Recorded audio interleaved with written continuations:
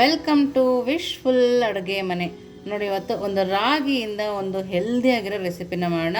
ಮಕ್ಕಳಿಂದ ಹಿಡಿದು ದೊಡ್ಡೋರವರೆಗೂ ತಿನ್ಬೋದು.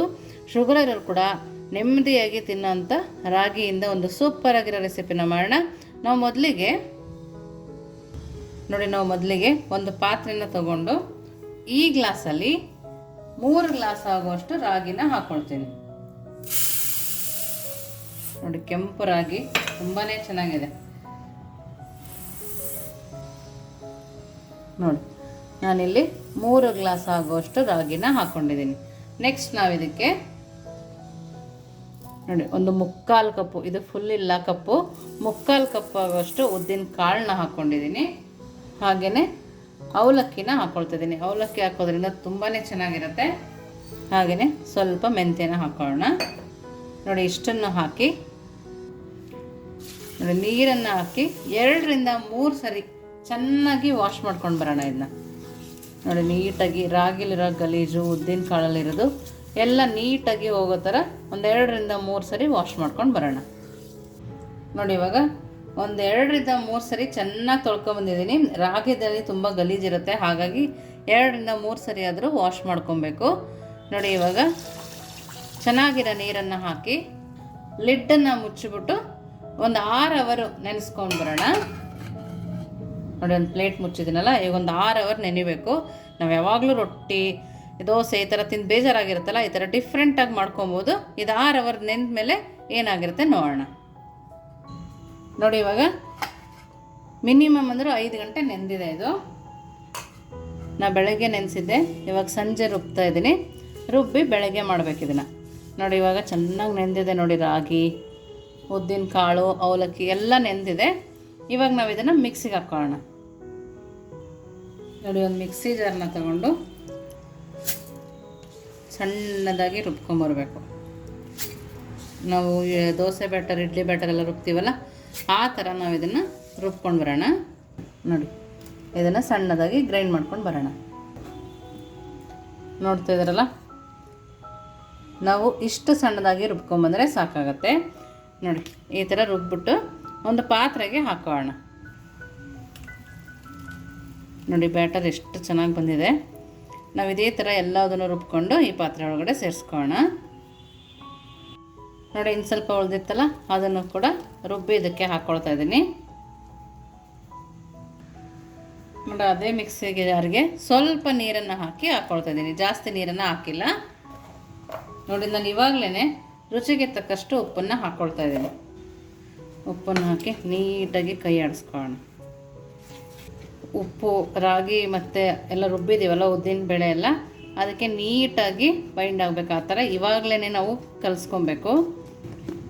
ಬೆಳಗ್ಗೆ ಟೈಮು ಟಿಫನ್ ಏನು ಮಾಡೋದು, ಲಂಚ್ ಬಾಕ್ಸಿಗೆ ಅಂತ ಇರ್ತೀವಲ್ಲ, ಅದು ಸುಲಭವಾಗಿ ಮಾಡ್ಕೊಬೋದು. ಹಾಗೆಯೇ ಶುಗರ್ ಪೇಷಂಟಿಗೆ ಕೂಡ ರಾಗಿ ತುಂಬಾ ಒಳ್ಳೆಯದು. ಅವ್ರಿಗೆ ಕೂಡ ನಾವು ಅಡುಗೆ ಮಾಡೋಕ್ಕೆ ಕಷ್ಟ ಆಗೋಲ್ಲ. ಈ ಥರ ಮಾಡಿಟ್ಕೊಂಡ್ರೆ ಮಧ್ಯಾಹ್ನ ಬೇಕಿದ್ರೂ ಕೊಡ್ಬೋದು, ಬೆಳಗ್ಗೆ ರಾತ್ರಿ ಯಾವಾಗ ಬೇಕಿದ್ರೂ ಕೊಡ್ಬೋದು. ಬ್ಯಾಟರ್ ಒಂದು ರೆಡಿ ಇದ್ದರೆ ಸಾಕು, ಬೇಗ ಆಗೋಗುತ್ತೆ.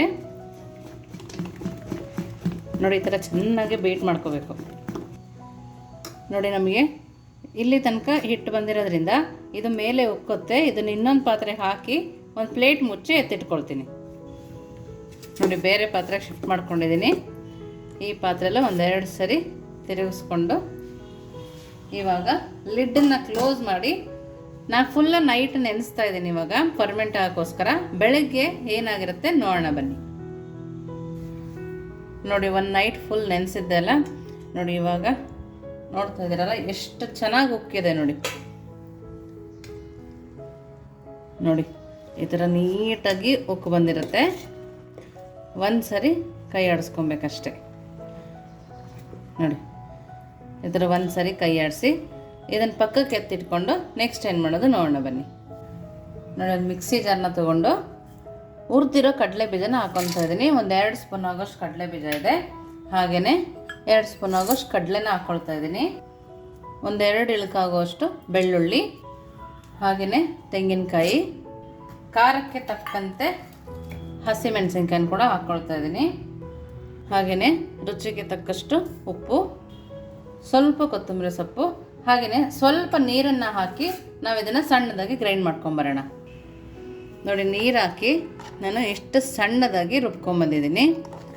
ನಿಮಗೆ ಬೇಕಂದರೆ ಹುಣಸೆಹಣ್ಣು ಕೂಡ ಹಾಕೋಬೋದು. ನಾನು ಇಲ್ಲಿ ಹುಣಸೆಹಣ್ಣು ಹಾಕ್ತಾಯಿಲ್ಲ. ನೋಡಿ ಈ ಥರ ಸಣ್ಣದಾಗಿ ರುಬ್ಕೊಂಡಿದ್ದೀನಿ.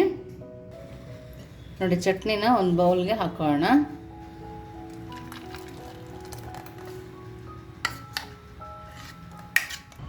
ಇವಾಗ ಇದಕ್ಕೆ ನೋಡಿ ಈ ಥರ ಮಾಡಿಟ್ಕೊಂಡಿರೋ ಎಣ್ಣೆ, ಸಾಸಿವೆ, ಉದ್ದಿನಬೇಳೆ, ಕರಿಬೇವಿನ ಸೊಪ್ಪು ಹಾಕಿ ಒಗ್ಗರಣೆನ ಕೊಟ್ಕೊಂಬಿಡೋಣ.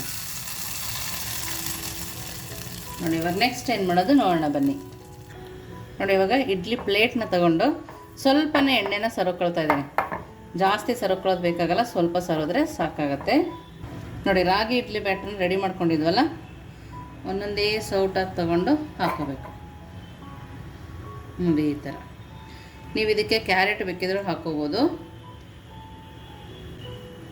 ನೋಡಿ ಶುಗರ್ ಇರೋರಿಗೆ ಕೂಡ ಈಸಿಯಾಗಿ ಮಾಡ್ಕೊಡ್ಬೋದು. ಏನು ಮಾಡ್ಕೊಡೋದು ಅಂತ ಅನ್ನೋದಕ್ಕಿಂತ, ಬರೀ ಮುದ್ದೆ ರೊಟ್ಟಿ ಮಾಡೋದಕ್ಕಿಂತ ಈ ಥರ ಇಡ್ಲಿ ಮಾಡಿಕೊಟ್ಟಾಗ ಸೂಪರಾಗಿರುತ್ತೆ, ಅವರಿಗೂ ಖುಷಿಯಾಗತ್ತೆ. ನೋಡಿ ಈ ಥರ. ನಾನು ಪಕ್ಕದಲ್ಲಿ ನೀರನ್ನು ಕೂಡ ಬಿಸಿ ಮಾಡೋಕ್ಕೆ ಇಟ್ಕೊಂಡಿದ್ದೆ. ಅದರೊಳಗಡೆ ನಾವೀಗ ಇದನ್ನು ಇಟ್ಕೊಳ್ಳೋಣ.